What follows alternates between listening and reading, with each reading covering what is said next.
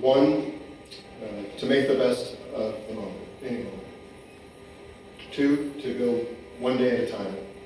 And three, that obstacles are just a landscape. So I'm going to tell some stories to show how he taught me these lessons. Callen always knew how to get very comfortable. I've never seen a kid do this before, but he would always put his feet up in the stroller. And I'm sure there's a picture somewhere. And even if he was in a comfortable chair, he'd find a more comfortable position in that chair. He always made the best of the situation. And he got creative to make it happen. Even when he was in the hospital, he made things fun. He would turn anything into a toy, a trash can, a remote control, a cane, etc. One of my favorite examples that always brings a smile on my face is, again, it's on the screen here somewhere, is we put an air purifier in his room, and he figured out how to turn it on full blast, and the air would shoot up straight ahead, and he'd go like this, and his hair would fly around, and that would like energize him to make a lap around the house or around the room. Then he'd come back and do it again, and that'd be like 10 minutes or 15 or so. He just always made the best of the situation. That taught me to make the best of the moment. Live in this moment right now. That means putting my phone down with family and friends. It means being bold, taking action to improve my situation. And let your hair blow in the wind. The messy hair days, no one cares. Just enjoy it. It feels good, trust me. Another story, sorry, this is going to be really long, so Callen was a very brave and bold child. He tried to walk before he could crawl. He got walking only a week or so after he started crawling, tall before he turned 1. Shortly after that, he taught himself to climb stairs, and even learned to run. And he had the forehead nods to prove it. Part of his drive was his deep love for his brother Zoltan. When together, he always seemed to be watching Zoltan. In fact, it was hard to find pictures when he was looking at the camera because he was always looking at Zoltan. And he would watch Zoltan to learn how he should be, what he wants to do when he grows up. And Zoltan was a fantastic brother for him.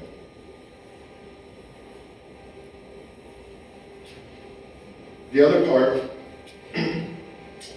that made him so bold and brave was his perspective. He didn't see a challenge the way that most of us do. For him, it was just the way that he saw the world. He didn't see obstacles as things that got in the way, but it's just part of the landscape. If you are like walking on a sidewalk and you see a large crack, you just step over it instinctively. You might have to take a bigger step, but you just walk right past it. If a tree fell in a path, you'd think the path was blocked. For Callen, that just means his path has a short climb involved, or a really large step up and step down. If you don't have to call it an obstacle. You can just call it your path. And that's what Callen did. His bravery and objection to obstacles are why I'm actually able to speak here today. One of my greatest fears is public speaking. You can't tell. And much of the last several days have closely resembled a small puddle of tears. So when talking about Callen or thinking about him, so I never thought I'd be able to do this. But when I thought about what I would say, if I could say, I thought about how brave and bold he was, and I've committed myself to be more like him because I could. Next one was that he's made me a better person. So he taught me that I can do it and that I can be strong. Another story, he was 21 months old. He spent 6 months thereabouts in Children's Hospital, which when we started going there, I figured that's got to be one of the worst places in the world. A bunch of sick kids that don't deserve it, especially on our floor, where kids were getting chemo treatments, blood transfusions, forced to be in the row, etc., limited guests. I thought it'd be a very sad and terrible place. But no, the 12th floor for me was full of happy memories. And the reason why is because Callen, the way that he attacked every single day, he made the best of it. As a 1-year-old, he was running the halls of the hospital, making friends, people that he never met before, but they knew him because of the hallway runarounds. And he invented many new games. I have a short list. A game called Stomp, otherwise known as Stomp on the Orange Leaf. You have to be there. Imitate Grandpa, Peekaboo, Wheelchair, Wagon Ride, and then the variant Wagon Push. Big Fan, Hide and Seek, Act Natural, Lines, Typing, and Run Away. That was one of his favorites, but many, many more. A couple times he was forced to stay in his room because of a positive culture so that he doesn't get other kids sick. But that didn't upset him too much. It didn't make him too angry. He just made the best of the situation. He knew he wanted to run, so he came up with new games where he would run from one side of the room to the other. And he would. He also wanted to. He was a very social person, so he also wanted to interact with the hallway. So he made it clear to us, mostly Richard, that he needed to be able to look out the window to see the hallway. And he convinced us to get him up on the counter so he could look out the window. And as he was waiting for his friends to pass, to wave and blow kisses, he learned that there was a paper towel dispenser there that he could automatically dispense new toys with every time he wanted. So came up with a new game of filling the little glove box at the top of paper towels. But the goal was the social aspect. He was waiting for his friends to pass, and he would knock on the glass and wave and blow kisses. Because that's just who he was. He always wanted to make people happy.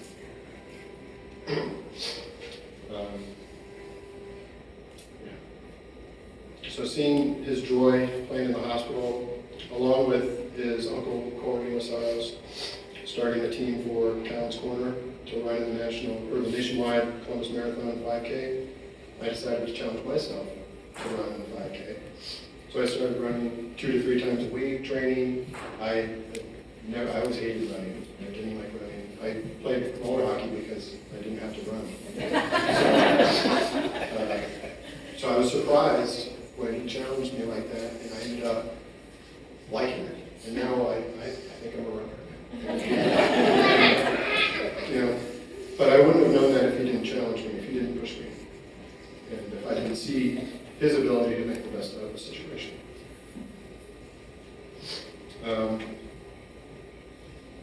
I mentioned a couple of my fears that he helped me overcome. Another one of my faults that Callen helped me with is my anxiety and stressing about what might happen. I'm a very risk-averse person generally, and I would say Callen is not risk-averse. But to manage my stress when watching him, I like to play in the safest place in the house, with the door shut in Zoltan's room, with a ball pit and just soft toys, and nothing could go wrong.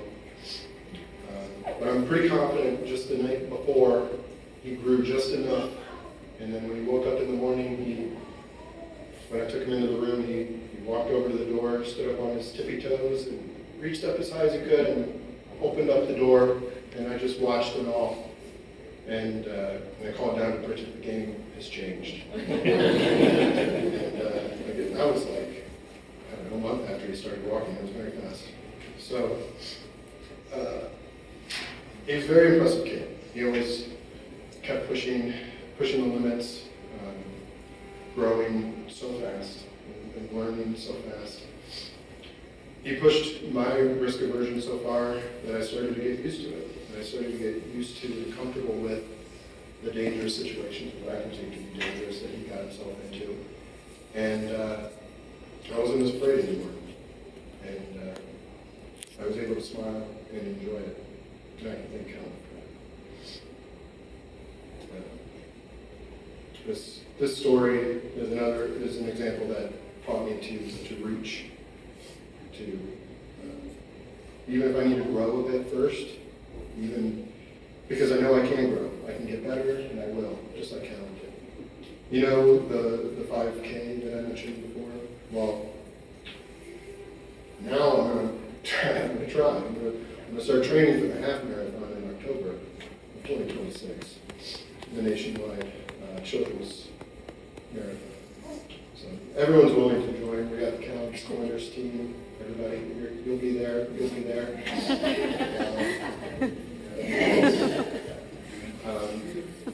Zoltan's going to run at least the 1 mile. So, yeah, I want you all to come and support a great cause. And at the very least, the training for it is going to be great for me, and it might be great for you too. Okay, this is my last story. Sorry, that was too long. So, I mentioned all these big fears. My biggest fears, all of my biggest fears have been challenged by Callen. Public speaking, blood, I didn't mention that. That's one of the big bugaboo. Those are my two big ones, public speaking and blood. I had blood cancer, and I had to do, get all these labs and everything. He pushed me to my limits. But what I learned is that I can do it. I can overcome those. And I wouldn't have pushed myself like that without Callen. Yeah, now I can talk about blood, I can think about it without having to sit down and asking for a cookie and orange juice. I still ask for the cookie and juice, but I don't need it now.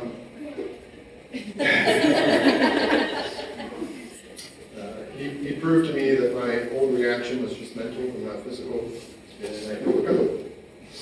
And he also told me that I had a third main weakness that I never talked about, I never publicized, is that I struggled with mindfulness. I kind of alluded to this before, I'm always thinking about the past or the future, and I struggle to be in the moment. And I tried to make decisions today based on the impact they would have on the future or in the context of the past. And as a result, I often was not fully in the present moment. I missed out on a lot. And in fact, I sacrificed my future because I was so worried about it. But today, and over the last several months, he's been teaching me this. Definitely started in the summer for sure that, I started focusing more on the moment I'm in. And spending more quality time with my family. And I'm really grateful to Callen for teaching me that lesson. I'm proud of Callen. I'm proud of my family for getting through that with me. So, summarize that up. It was a long time ago. I don't know, like an hour ago, I told you the 3 things he taught me. So, he taught me to make the best of the moment, enjoy it, go for it, take action, go one day at a time.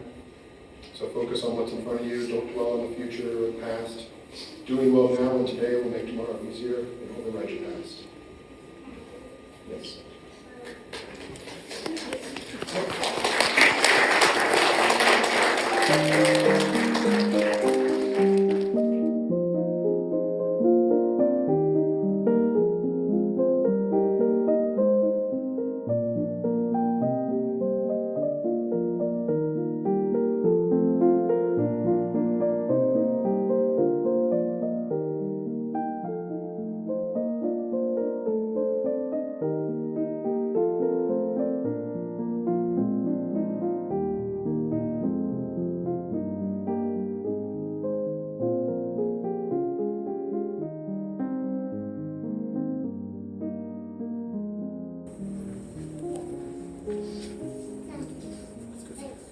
are way less organized than Travis's were.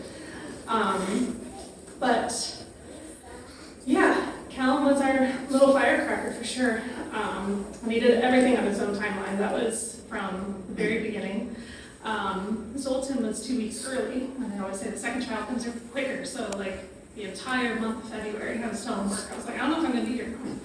And then he ended up coming 5 days after his due date, and came within 5 minutes of getting to the hospital. So like once he decided he was ready, he was ready. Like, it was always Callen's timeline. He always did things by himself. And I mean, it was one push, he was out. He came out, he latched within 5 minutes, and then they took him to weigh him and measure him within an hour. He already peed, he already pooped. I was like, all the checks for the first 24 hours, he was done in an hour, we were good to go, we could just go rest. And he was like, all right, that was easy. So, like I said, he just did everything on his own. And he was literally the happiest baby. We learned the proper technique to birth a baby, and we were very proud of ourselves, and it worked, and he was the happiest little baby. He was completely content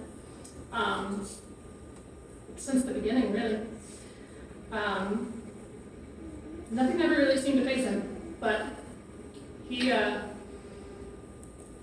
really just liked taking everything in. He loved his dog, he loved his brother. It was funny though, because Callen being Callen and just not realizing his strength or speed. I think I was protecting our dog more than I was protecting Callen for most of his life. Usually you have to protect the child, but not with Callen. He went right for Theodore, and surprisingly Theodore loved him. It was also really funny. He's a very old dog, a very small dog, so he can be very protective, and him and Callen were buds, man. He loved, once he could walk, he loved carrying his leash. There's a couple videos of it. But yeah, him and Theodore were best buds. He also loved feeding him. Once he was able to get tall enough to get into the food bowl, he would love to feed him and make sure he had water. He loved playing with his water. That was a fun toy for us. But loved playing with his water, giving him his food, and then once he started eating solids too, it was one for Callen, one for Theodore, which is also super fun for us. But he called it the Theodore tax, which then once we got to the hospital, we were like, Bud, Theodore's not here anymore. You don't have to pay the tax anymore. Good job. Over with Bud. But yeah, him and Theodore were best buds. But as for Zoltan, I think the first time his eyes adjusted, that was his main focus, was Zoltan. There's so many little photos that he's just staring at him and just loving on him and trying to figure out everything that Zoltan does so that he can learn to do it himself. And Zoltan is a wonderful big brother. He was gentle with him from the beginning. We have a lot of pictures too, probably on the slideshow, where he was sitting with him in the bouncer, making sure he had all the toys. Zoltan always wanted to share his food, and the toys, and the books, and the blankets, and the water bottles, sometimes all at once, and burying him in the car seat. So we're like, well, he still has to breathe, bud, so thank you for all the toys, we appreciate it, but, and we loved giving him his hugs goodbyes. It was one of the proudest things, I think, was watching their bond grow, because they were best friends from the beginning. And I think Zoltan was what brought Callen his biggest smiles. He loved playing with him, and there was one day during the second admission that Zoltan was a little sick, and they weren't allowed to see each other for like 3 days. And then they both turned a corner once he was able to see him again. And they just ran at each other with open arms, and it was the cutest thing ever. And then they just walked the halls together, and they were just chatting. And that was a really cute moment for us. But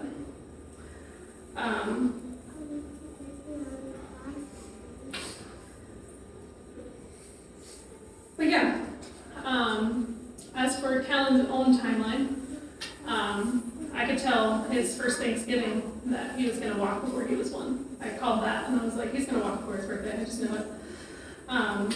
And he was just determined little bugger. He was a mover and a shaker for sure.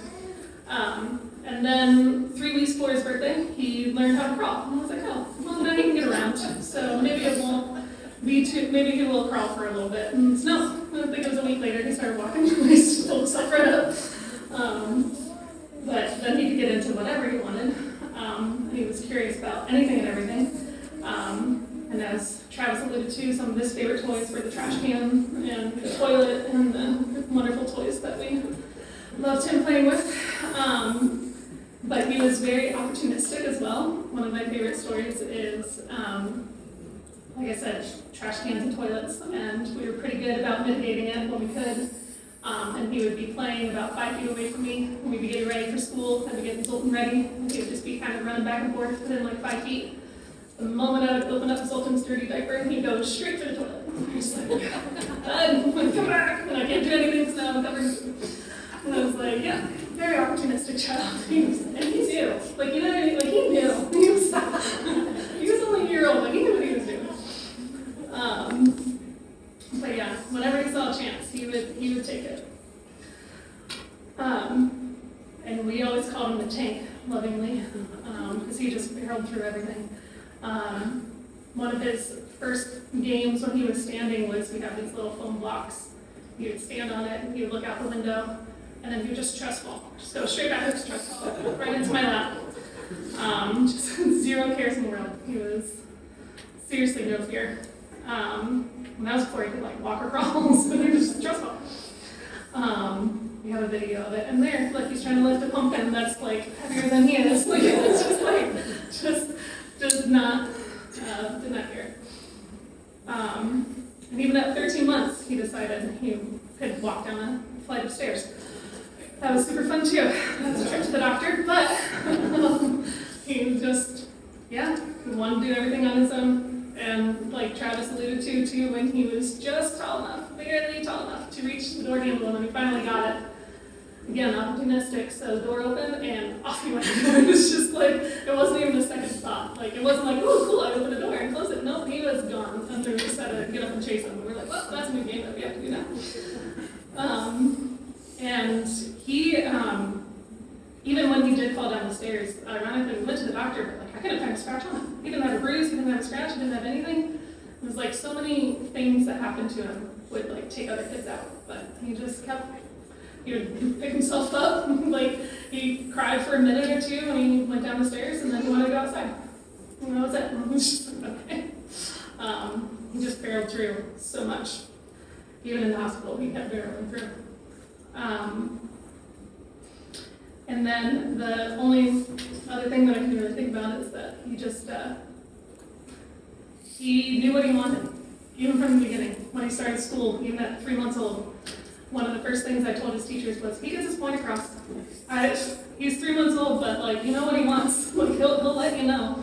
Whether it was something up on a counter that he couldn't reach, or like he wanted a protein bar or a cookie, like he would stay there and be like, nope, not that, nope, not that, nope, not that, you know what I want.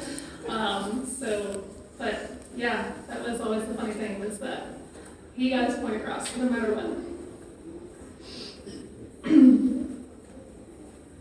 But he really did live to the fullest. It makes you wonder sometimes if he knew his days were limited, because he learned to walk quickly, he learned to get his point across quickly, he looked up at everything, he just took everything in, and really didn't miss him. So, yeah.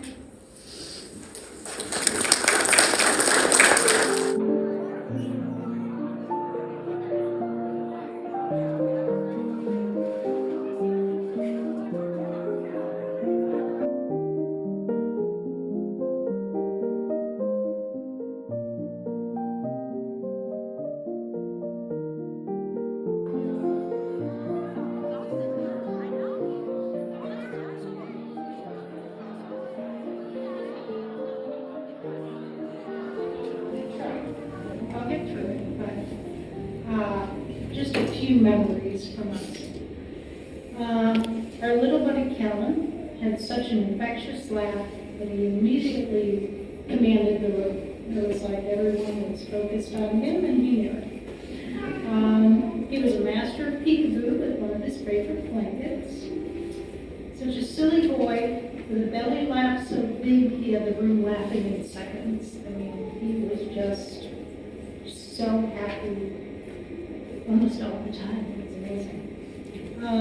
He was quick to give big hugs and blow kisses as people came in or left. He loved to be outside playing in the backyard, taking walks with Mommy, Daddy, Zoltan, and Vito, which is their pup, or playing in the backyard, or spotting anything that flew. Airplanes, helicopters, birds, it didn't matter. If it was up in the air and moving, he was really curious about it. He looked up to his big brother, Zoltan. You just watched him wonder and a deep, I really want to be just like him. You know? So, and he just looked up at Zoltan with his big, bright, beautiful blue eyes. He liked to call us a little mayhem, as his shirts would say. With this cute, sly smirk that he had, he'd be doing exactly what you told him a second ago not to do. When you just kind of... And you couldn't get mad because you were laughing so hard. So he just loved just about everything.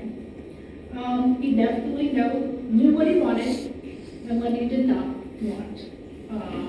Even though he had a limited vocabulary, he told you just how he felt. This was very apparent when Grandpa would try to sing to him. And he would shake his head. and that turned into a wave. So that was one of our favorite things to make him do. It was so cute. We just love him.